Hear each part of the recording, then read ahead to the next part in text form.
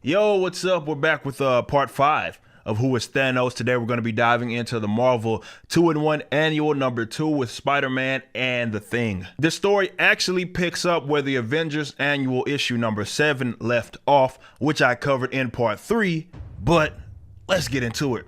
The cover of this issue is something to marvel at, no pun intended. It is clear that we are going to see some of the current Avengers involved in the storyline, but take a look at the photo. We see Thanos holding Spider-Man up in the air as if he's about to body slam Spider-Man onto the Thing. This is the first time we see Spider-Man and Thanos appear together. But in the background, we see what looks like the Soul Gem with Adam Warlock's face inside of it. There's enough going on with this cover to get any reader intrigued. Anyway, it begins with what seems to be Peter Parker in a state of struggling to sleep or something. This narrative is a little weird, but the comic is telling the reader you are Peter Parker and you are in the same vessel in which much of the Avengers Annual 7 took place in. Basically, they are summarizing what happened in that issue, that of which I covered in part 3. Long story short, the Avengers, along with Captain Marvel and Warlock, fought Thanos after he collected the Soul Gems. It ended with Iron Man blasting the synthetic power gem that was powering his Starburster, and Thanos teleported out because his plans were indeed ruined. But what looks like to have happened since then is that Thanos' retreat was strategic. His army turned into a fighting machine and defeated Avengers one by one. Thanos himself also blasted the mighty Thor, which indirectly knocked out Captain Marvel and Iron Man as well.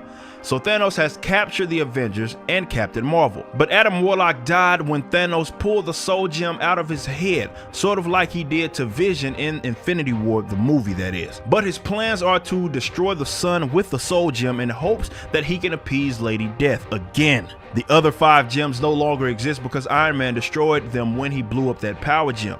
Also, yet again, Thanos is infatuated with death, and that motivates him. But Spider-Man wakes up, and it seems that what was happening is that Moondragon, who is knocked out with the Avengers, sent a telepathic SOS, which Spider-Man picked up with his spider senses while he was asleep. And though doubting himself and his power, he suits up. Meanwhile, light years away, we also see both Lord Chaos and Master Order talking to each other about the inevitable alliance of the Thing and Spider-Man to come and save the day. This is the first time that we ever see these two entities in Marvel. We'll learn more about them later. But Spider-Man realizes he can't swing his ass into space, so though he usually fights solo, he needs help. So he visits the Baxter building, which houses the Fantastic Four. He pulls up on Benjamin Grimm, aka The Thing, and Spider-Man fills him in on what's going on. The Thing thinks he smoked something and went crazy, but The Thing and Spider-Man do jump into their space shuttle and head to the space ark that houses the Avengers and Thanos. Mind you, for whatever reason, they did not get the help of the other Fantastic Four members. As they approach the spaceship, the shuttle gets sucked in and they immediately start fighting all of these aliens. Thanos looks on, concerned, and changes the gravity in the chamber they are fighting in. Both end up knocked out. But we see Order and Chaos talking to each other again, saying that the plan was never for them to defeat Thanos alone, but rather release Adam Warlock from the Soul Gem so he can save the day. Now, if you watched the last video I did, at the end, a second Adam Warlock appeared and the other entered the Soul Gem as he was dying. So I'm guessing Thanos killed the other, but the original Adam Warlock that was injured in the fight with Thanos still exists in the Soul Gem, and we see a scene from his experience in the gem, which is basically paradise. So Thanos takes Spider-Man and the Thing to see the fallen Avengers, saying that they await the same fate as his little aliens are preparing for it. He lets them know that he has the Soul Gem and he's preparing yet another stellar projector to blow up the sun, which will obviously kill everything in the solar system. He again mentions that he's doing this for Death. As he's telling the story of Death abandoning him and he's trying to regain her, the Thing throws a punch at him. This didn't work out so well as he got his ass knocked out. Yet again, we see Spider-Man doubting himself and his power. He thinks that he's way out of his league to take on Thanos. So he tries to leave, saying that this is the Avengers' problem. And Thanos orders the guards to chase his ass. As he's swinging around fighting the aliens, he begins to contemplate on what he should do. He can't really just fly the shuttle and go back to Earth, and he can't attack Thanos directly. He thinks that the only Avenger that stands a chance is Thor, so he says that he plans to free him. Spider-Man then smashes into the pod that is keeping the Avengers unconscious, which frees them, and they immediately start to attack. So there's this big brawl going on between the Avengers and Thanos along with his alien army. We see how strong Thanos is, as even though the strongest member of the Fantastic Four and the strongest member of the Avengers, Thor, are fighting him, they are struggling a bit. Thanos apparently has eye beams and knocks the Thing out and keeps blasting Thor, hoping to do the same.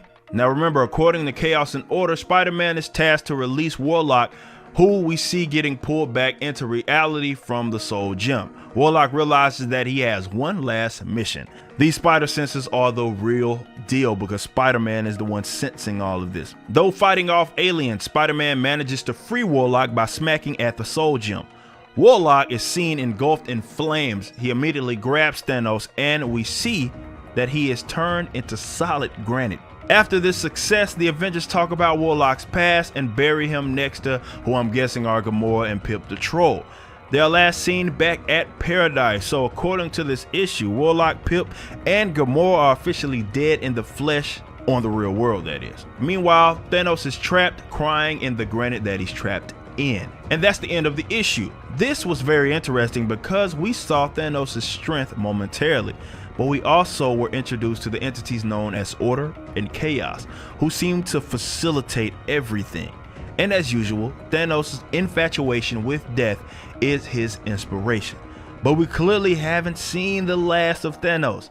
In Who is Thanos Part 6, we will set the scene and go through the classic Thanos quest. So that's going to end it with Part 5 of Who is Thanos. Be sure to subscribe if you indeed dig all of these videos. And of course, comment if you have any sort of arcs you'd like me to dive into. Until next time, y'all be easy.